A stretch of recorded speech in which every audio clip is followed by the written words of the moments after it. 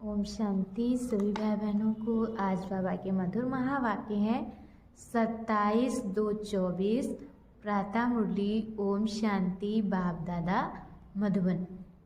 बाबा बोले, मीठे बच्चे, सदा बाप की याद का चिंतन और ज्ञान का विचार सागर मंथन करो तो नई नई पॉइंट्स निकलती रहेंगी, खुशी में रहेंगे। प्रश्न है, इस ड्रामा में सबसे बड़ी से बड़ी कमाल किसकी है और क्यों? उत्तर में बाबा ने फर्स्ट पॉइंट बताया है, सबसे बड़ी कमाल है शिव बाबा की, क्योंकि वह तुम्हें सेकंड में परिजादा बना देते हैं। ऐसी पढ़ाई पढ़ाते हैं जिससे तुम मनुष्य से देवता बन जाते हो। दुनिया में ऐसी पढ़ाई बाप के सिवाय और कोई पढ़ा नहीं सकता। और दूसरे पॉइंट में बाबा ने बताया है, ज्ञान का तीसरा नेत्र दे, अंधियारे से रोशनी में ले आना, ठोकर खाने से बचा देना, यह बाप का काम है। इसलिए उन जैसी कमाल का वंडरफुल कार्य कोई कर नहीं सकता। ओम शांति। रूहानी बाप रोज रोज बच्चों को समझाते हैं और बच्चे अपने को आत्मा समझ बाप से सुनते हैं। जैसे बाप गुप्त है वैसे ज्ञान भी गुप्त है। किसको भी समझ में नहीं आता है कि आत्मा क्या है, परमपिता परमात्मा क्या है। तुम बच्चों की आदत पड़ जानी चाहिए कि हम आत्मा हैं, बाप हम आत्माओं को सुनाते हैं। ये बुद्धि से समझना है और एक्ट में आना है। बाकी धंधा आदि तो करना ही है। कोई बुलाएंगे तो जरूर नाम से बुलाएंगे। नाम रूप हैं तब तो बोल सकते हैं, कुछ भी कर सकते हैं। सिर्फ ये पक्का करना है कि हम आत्मा हैं। महिमा सारी निराकार की है। अगर साकार में देवताओं की महिमा है तो उन्हों को भी महिमा लायक बाप ने बनाया है। महिमा लायक थे, अब फिर बाप महिमा लायक बना रहे हैं, इसलिए निराकार की ही महिमा है। विचार किया जाता है बाप की कितनी महिमा है और कितनी उनकी सर्विस है। वह समर्थ है, वह सब कुछ कर सकते हैं। हम तो बहुत थोड़ी महिमा करते हैं। महिमा तो उनकी बहुत है। मुसलमान लोग भी कहते हैं अल्लाह मियाँ ने ऐसे फरमाया। अब फरमाया किसके आगे? बच्चों के आगे फरमाते हैं। जो तुम मनुष्य से देवता बनते हो, अल्लाह मियाँ ने किसके प्रति तो फरमाया होगा ना। तुम बच्चों को ही समझाते हैं जिसका कोई को पता ही नहीं। अभी तुमको पता पड़ा है, फिर यह नॉलेज ही गुम हो जाएगी। बौद्धी भी ऐसे कहेंगे, क्रिश्चियन भी ऐसे कहेंगे, परंतु क्या फरमाया था यह किसको पता नहीं। बाप तुम बच्चों को अल्फ और बे समझा रहे हैं। आत्मा को बाप की याद भूल नहीं सकती। आत्मा अविनाशी है तो याद भी अविनाशी रहती है। बाप भी अविनाशी है। गाते हैं अल्लाह मियाँ ने ऐसे कहा था, परंतु वह कौन है, क्या कहते थे या कुछ भी नहीं जानते। अल्लाह मियाँ को ठिक्कर भीतर में कह दिया है तो जानेंगे फिर क्या।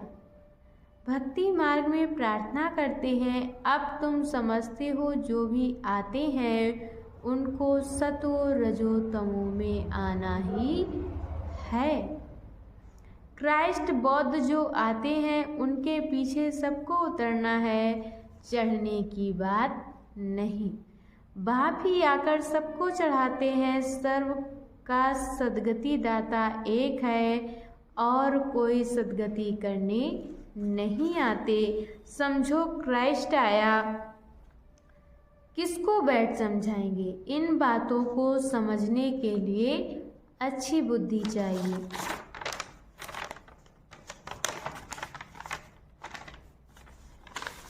नई नई युक्तियाँ निकालनी चाहिए, मेहनत करनी है, रत्न निकालना है। इसलिए बाबा कहते हैं विचार सागर मंथन करके सीखो, फिर पढ़ो कि क्या क्या मिस हुआ।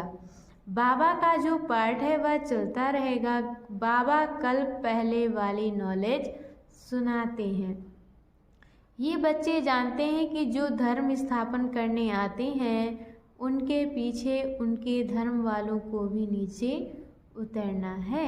वह किसको चढ़ाएंगे, कैसे सीढ़ी नीचे उतरनी है, पहले सुख पीछे दुख।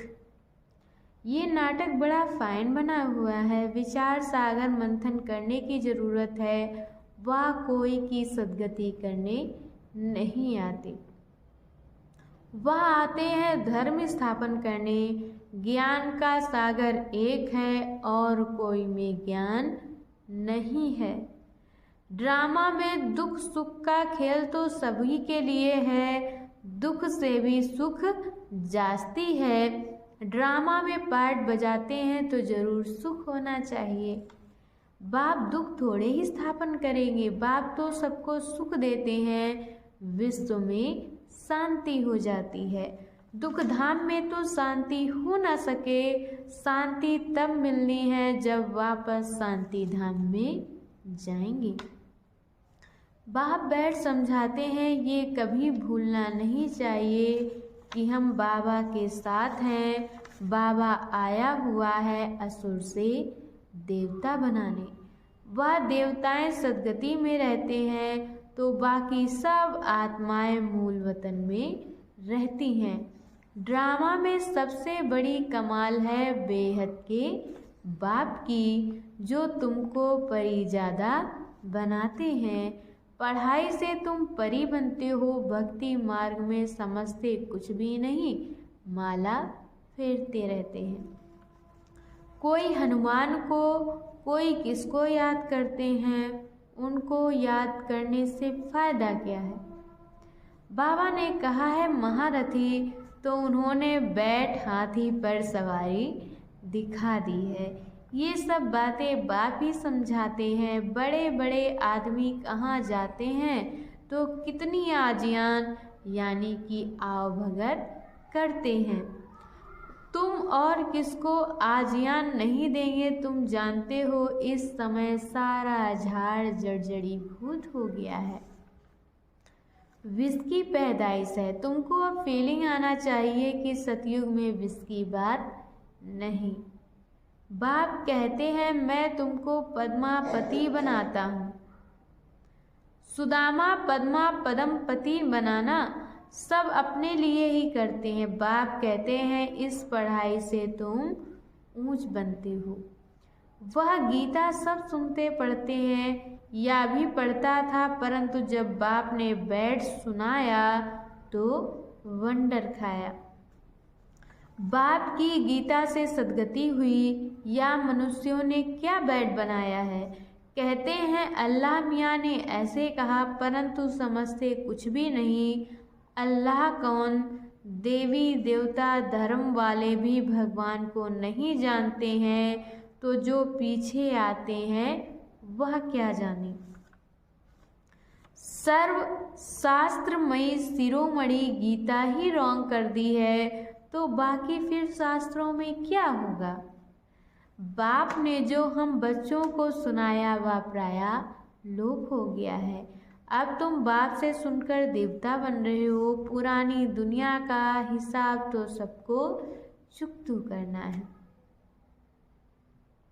फिर हम आत्मा पवित्र बन जाती हैं, उनका भी हिसाब किताब होगा तो वह चुकतू होगा। हम ही पहले पहले जाते हैं, फिर पहले पहले आते हैं। बाकी सब सजाएं खाकर हिसाब किताब चुकतू करेंगे। इन बातों में जास्ती ना जाओ। पहले तो निश्चय कराओ कि सबका सद्गति दाता बाप है। टीचर गुरु भी वह एक ही बाप है, वह है अशरीरी। उस आत्मा में कितना ज्ञान है, ज्ञान का सागर, सुख का सागर है। कितनी उनकी महिमा है वह भी आत्मा। आत्मा ही आकर शरीर में प्रवेश करती है। सिवाय परमपिता परमात्मा के तो कोई आत्मा की महिमा कर नहीं सकते, और सब शरीरधारियों की महिमा करेंगे। ये है सुप्रीम आत्मा। बिगैर शरीर आत्मा की महिमा सिवाय एक निराकार बाप के कोई की हो नहीं सकती। आत्मा में ही ज्ञान के संस्कार हैं, बाप में कितने ज्ञान के संस्कार हैं। प्यार का सागर, ज्ञान का सागर, क्या यह आत्मा की महिमा है? कोई मनुष्य की ये महिमा हो न सके। श्री कृष्ण सतयुग का पहला नंबर प्रिंस है। बाप ही आकर तुम बच्चों को वर्षा देते हैं, इसलिए उनकी महिमा गाई जाती है। शिव जयंती हीरे तुल्य है। धर्म स्थापक आते हैं, क्या करते हैं? समझो क्राइस्ट आया उस समय, क्रिश्चियन तो है नहीं। किसको क्या नॉलेज देंगे? करके कहेंगे अच्छी चलन चलो। ये तो बहुत मनुष्य समझाते रहते हैं, बाकी सद्गति की नॉलेज कोई दे ना सकी। उनको अपना अपना पार्ट मिला हुआ है। सतो रजो तमो में आना ही है। आने से ही क्रिश्चियन की चर्च कैसे बनेगी? जब बहुत होंगे, भक्ति शुरू होगी, तब चर्च बनाएंगे। उसमें बहुत पैसे चाहिए, लड़ाई में भी पैसे चाहिए। तो बाप समझाते हैं ये मनुष्य सृष्टि झाड़ है। झाड़ कभी लाखों वर्ष का होता है क्या? हिसाब नहीं बनता। बाप कहते हैं हे बच्चे, तुम कितने बेसमझ बन गए थे, अभी तुम समझदार बनते हो। पहले से ही तैयार होकर आते हो राज्य करने। वह तो अकेले आते हैं, फिर बाद में वृद्धि होती है। झाड़ का फाउंडेशन देवी देवता, उनसे फिर 3 ट्यूब निकलती हैं, फिर छोटे छोटे मठपंथ आते हैं, वृद्धि होती है, फिर उनकी कुछ महिमा हो जाती है, परंतु फायदा कुछ भी नहीं।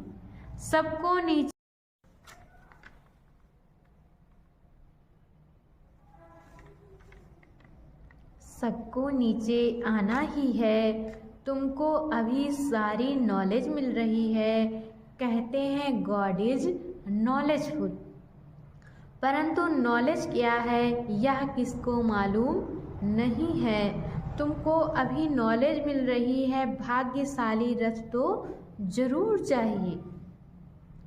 बाप साधारण तन में आते हैं, तब यह भाग्यशाली बनते हैं। सतयुग में सब पद्मा पदम भाग्यशाली है।